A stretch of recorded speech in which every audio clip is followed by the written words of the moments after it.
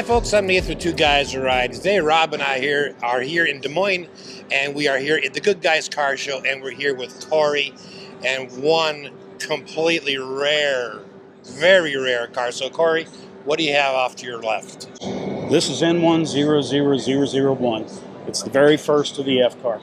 This car was built almost 100 days before the assembly line even began, and it's a byproduct of roughly 2 years worth of underpinnings that were done by Fisher Body and by Chevrolet and by Norwood to create a direct competitor to the Mustang. Man, how absolutely rare. So let's step back in time for a minute, because you know there were 52 prototypes built. This is the first one. Yes, that's correct. So it gets built, right? Yep. What happens from there until you and your son find it?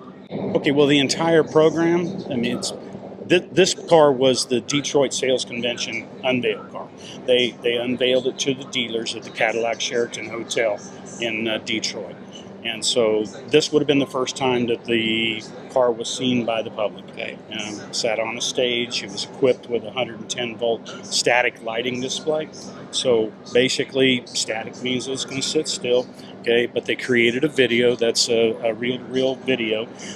That's the actual video. Oh, wow. Yeah, that came with it. What would happen is on a big screen, this video was played, okay, which it's reel-to-reel, Yeah. okay, and it had music, and it sounded like the Pink Panther. Okay. And it was very similar to that type of instrumental, and the lights on the car would blink in unison. Oh, with it. Okay. Yeah. So that's what that was used for. So the car was used extensively for photography, as well as it has 3 headline video appearances in the GM Jam Handy video, which basically explains the entire prototype process. It's very complex. They try to squish it down into a 20-minute video. This came out in the summer of 1966 when they were explaining it. But yeah, it was used in the GM Jam Handy video. It was used in television commercials. It was used at the Detroit Cadillac Sheraton Hotel. And good friend of Bunky Knudsen, RT Ayers, he owned a dealership in Yukon, Oklahoma. Okay. And he requested, when he saw the car, he was all about getting cars before everybody else. Okay, he wanted to have one up on his competitors. And it's an ego thing. Okay. He ends up getting number 1, number 36, and number 49. And 49 was a pre-production Z28. So the 1 and 49 are significant because they're the first and the last. There was 52 of them done, but 3 of them were done by Van Nuys about 45 days later. They were sent as they start off as Fisher body kits. These were already assembled, but the drivetrains hadn't been put in them yet. Okay. But all the body work had been done at Norwood. All right. They shipped them via rail to Van Nuys. And those cars were finished, and that was LA 1, 2, and 3. So, yeah. Oh, yeah. Yeah. Car's Granada Gold. The interior is Granada Gold. Back in the day, Francis Ballou, he was I guess you're going to say he was the guy that was in charge of all of the pre-production pilot programs. He had a pretty long storied career there. He's passed away, but we interviewed the family, and we got quite a few original documents. We have Pilot Car Registry. This car is the kind of thing that it's not really just, it'll change your life is what it boils down to. And the quest to try and get the provenance, because of the historical importance of this car, it basically, whenever we did find something that was original provenance to the car, it was provenance to the entire program. Because the way these things work is that we're not talking about one piece of paper here that says this is what this car is.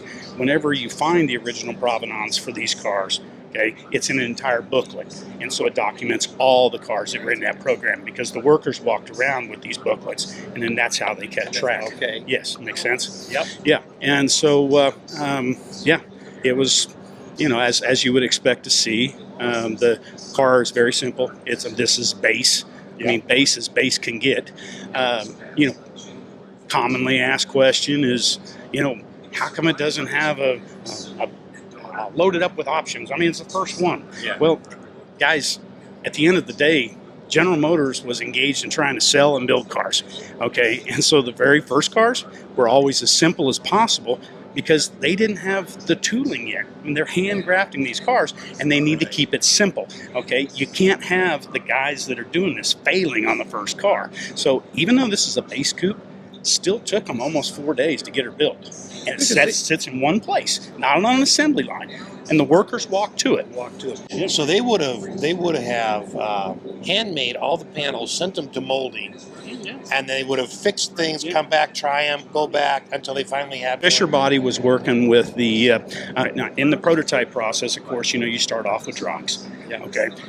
After the drawings have been approved and they're like, okay, this looks like something we'd want to pursue, then they go to clay. Okay. After clay, they go to balsa wood. Then they go to fiberglass. Now, the fiberglass models, they look enough like the real thing that it'll fool even an expert. But they don't have drivetrain in them because they're completely fiberglass. They won't carry the weight of the drivetrain or the passengers. So at that point, they start creating preliminary tooling off of the fiberglass. But it's rudimentary because it's fiberglass. Now what they have to have is they take that rudimentary tooling and they start stamping out things, okay? Then they refine and do a final tooling. And that's what's going to create 230,000 left-hand front fenders and 230,000, rear quarter panels. You see what I'm saying? Oh, yeah. Yeah. So that's a process. The tooling portion of it is pretty extensive. So the car, eventually it gets sold. Yeah. RTAers, he had it for 2 years and 5 months on his dealership. And he knew what he had. Oh yeah, of course he did. Yeah, he used it to sell cars. Yeah. That's why he held on to it for 2 years and 5 months. And then he sold it to a close friend of the family, Linda Sue Johnson. Linda drove it for 5-6 years. It spent its whole life in small towns in Oklahoma. Yeah, we had a volunteer that worked with the Oklahoma Tax Commission. And I make it sound simple, but it's not. I mean, this was personal letters and coming from a 14, 15-year-old kid, to the tax commission saying, hey, can somebody go down to the archives and dig through hundreds of thousands of title searches and try to help us find this one car? And Kent Van Hook did. And while he was at it, because we had the original booklet that showed where the cars were shipped to. Okay. And of course, RTAers had received 1, 36, and 49. 36 was the Jacksonville's convention car. This one was a Detroit convention car. And then 49 was a pre-production Z28. But Kent went ahead and looked up all three of those because they were VIN number specific. Right. And, this one spent its entire life in Oklahoma. So we now know every owner, that ever registered this car, what their address was, what their name was, So that's a good starting spot. And it was close to home, 2.5 hours. And so that turned into a high school project for my son because it was his car. He found the car when he wasn't even old enough to have a driver's license. Okay. This is during the financial crisis. I was big into Chevys, and just like everybody else in the financial crisis, you had to sell something to get through. And so I sold a bunch of my Chevys, and my son he loves me to death. We're thicker than thieves is what it boils down to. But he always wanted to do what I do, except he wanted to march to the beat of his own drummer. Okay. And so even though we had Chevys, he was always looking at international scouts or Camaros or anything that was different than what I did. Well, I come home from work one day and he's on a message board, and he's a software engineer now, so you'll get this, but the kid lived on the computer. And he's like, Dad, he said, there's this guy down in Norman, Oklahoma that just posted this picture of this VIN tag, and he's needing help trying to document this car. And I had done some of that before with the Shelby American Auto Club and being a volunteer for a couple of museums. And I'm like, well, how far away? Okay, Norman, 2.5 hours. I could probably help him out. Now this guy doesn't realize that he's got a 14-year-old kid that is you know, doing a private message with him, because my son was very mature for his age, you know. So, but you know, if you were doing it face to face, he would have blown him off. He didn't. He had an idea what it was, but it wasn't an original idea. The only way he ever figured it out was because he tried to add it to his homeowner's policy, and the insurance agent said the computer kicked the VIN number back because it was too many zeros. And so he asked the insurance agent what he should do, and he said, I would take a picture of the VIN tag and post it on some online forums. And so luckily Logan was there that day on that online forum, and we were the closest ones that could respond. And we initially went down there just to help the guy. Okay. You know, I mean, hell, I just wanted to be involved with something like that. I was skeptical, you know. Sure. You know, I mean, sure, there's a bunch of great stories out there, but as I'm driving down there, the guy reaches out to my son. He's in school at this point because it's early in the morning, and I'm driving there. And he's decided he's going to list the car for sale online. And so, you know, I literally get there an hour after the car's been listed. And I'm, you know, looking over the car, and, you know, the car's hand-welded. You know, the VIN tag's undisturbed, the cal tag's undisturbed. There is no provenance. But, you know, you got a 14-year-old kid at home that believes. Right. And, you know, I only have one son, and, you know, I just like the fact that he was excited about it. Oh, sure. And of course, we're broke during the financial crisis. Everybody was broke for at least a month, and the guy said, "Well, if you'd like to buy it," we agreed on a price. It wasn't very much, and I told Logan, I said, "Well, you need to call Grandma, because I know she put away some money for your college education, and you ask her personally if you can borrow some of that." And he said, okay. And my mother called me literally 20 minutes later, and she said, why is Logan calling me to borrow money for a car? He can't even drive. And mom's been around my car hobbies for years. And so she knows that I don't chase anything that doesn't have, something that, you know, is really going to be good for the hobby. And so she agreed, and the money was transferred, and I took the car home to my son, and we put it in the garage. And I told him, I said, you're not spending another dime on this car until you can prove that it is the first one that was built. Well, that all sounds easy. It took 3 years and five people involved as volunteers to get all this stuff done. But what got the ball rolling, you know, and I was naive at the time. I thought that the General Motors Heritage Center was open to the public.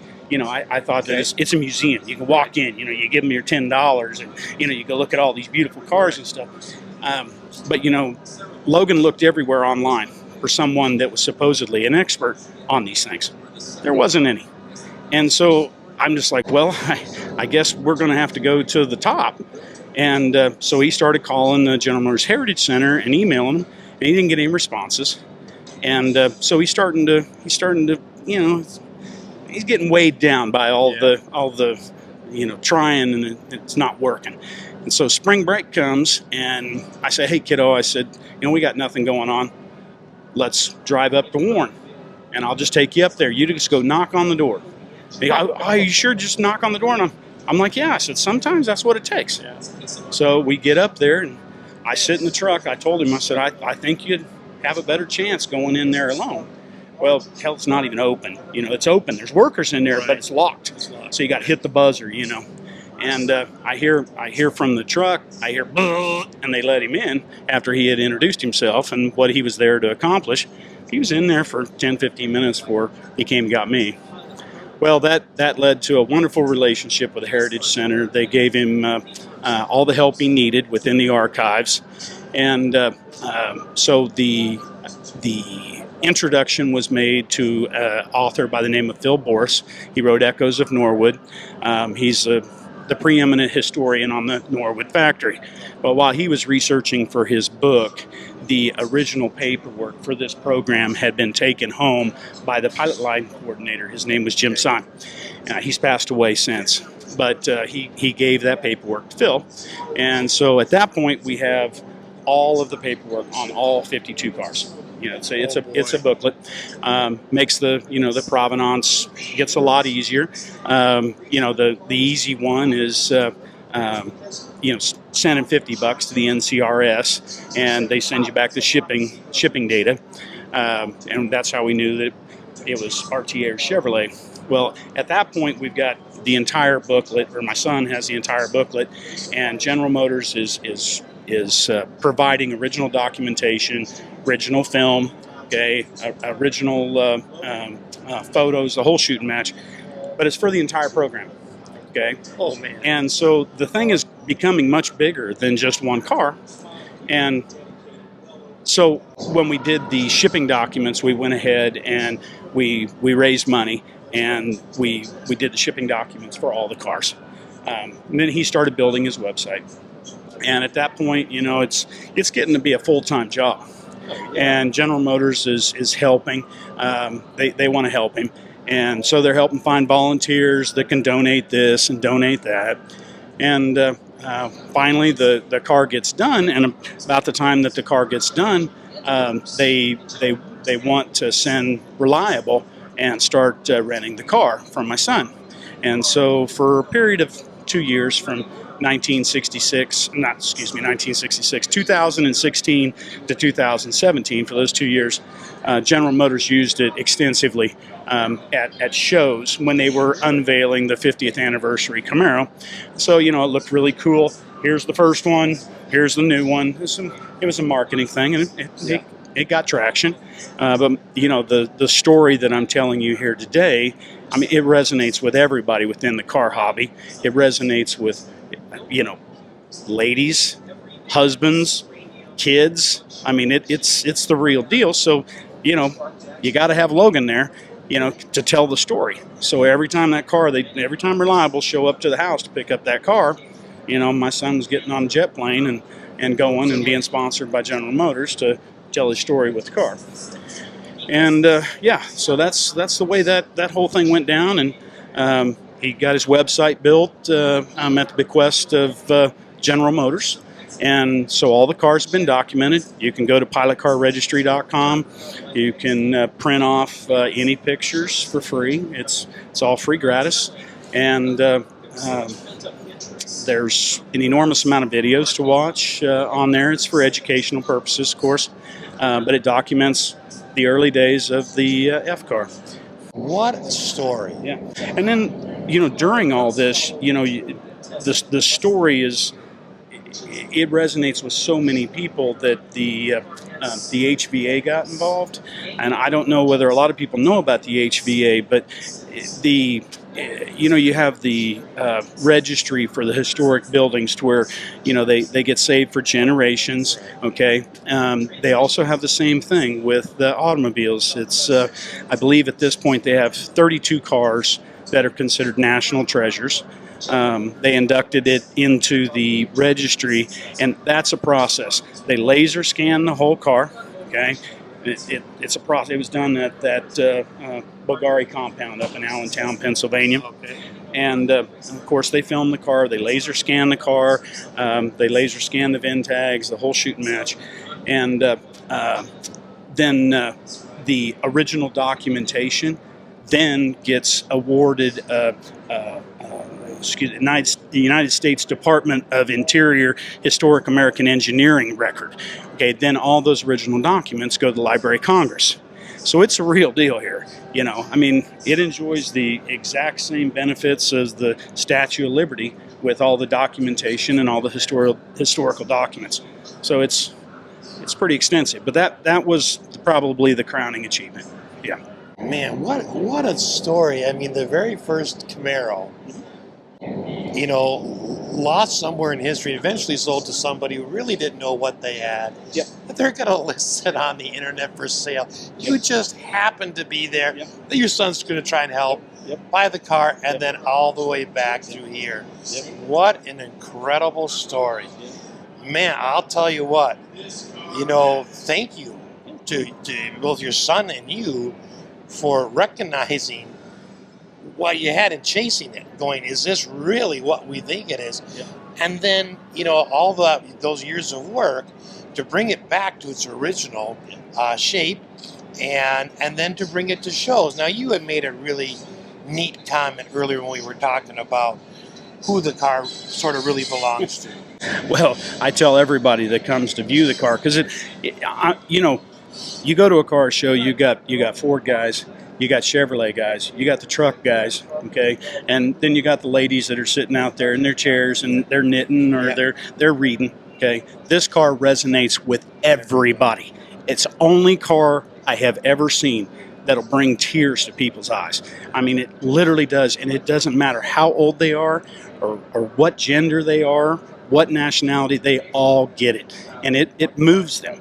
And I personally am of the opinion that after seeing the emotions that people feel towards seeing the history, that the car really belongs to all of us. I mean, you have to share it because it makes a difference. It does. It does. It absolutely does. And it's, you know, let the kids get their picture taken in it. And, you know, I mean, it's a wonderful feeling to come to a car show and share it and see real emotion. I mean, in the last 2 days, there's been approximately 22,000 pictures taken of this car. Okay, now let me tell you something. 10,000 of those has a person in those photos, because they don't want just a picture of the car. They want to be standing next to the car getting their picture taken, because they're going to go home and they're going to frame it. It means something to them. Yeah, you betcha. They don't care that it's a 6-cylinder. They don't care that it's a 3 on the tree. No, they look at it and they're like, wow, this is the most historic. Oh my goodness, yes, absolutely. Yeah. Well, Cory, thank you so much for sharing your time and your story on the first Pilot prototype Camaro ever built. Fantastic. Thanks for having us. And on that note, thanks for watching.